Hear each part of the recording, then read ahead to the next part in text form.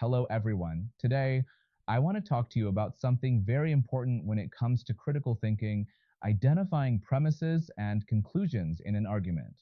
Let's start with a basic idea. A premise is a claim or an assumption. It's the reason or support behind an opinion. A conclusion, on the other hand, is a judgment based on that premise. It's what the speaker or writer wants you to believe. Together, a premise and a conclusion form what we call an argument. Now, how do we recognize them?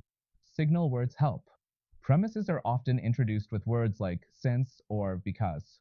For example, since it might result in a negative self-image, a child shouldn't be told their IQ is low.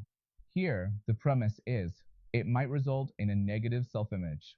And the conclusion is, a child shouldn't be told their IQ is low.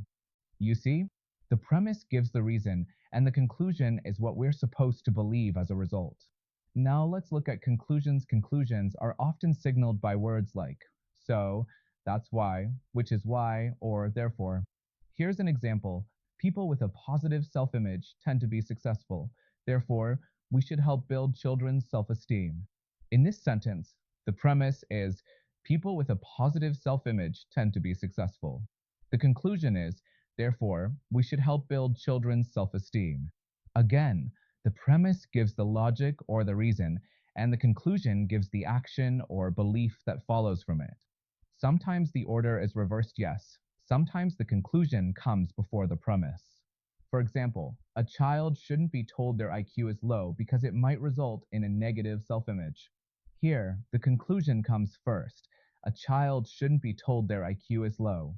And the premise follows, because it might result in a negative self-image.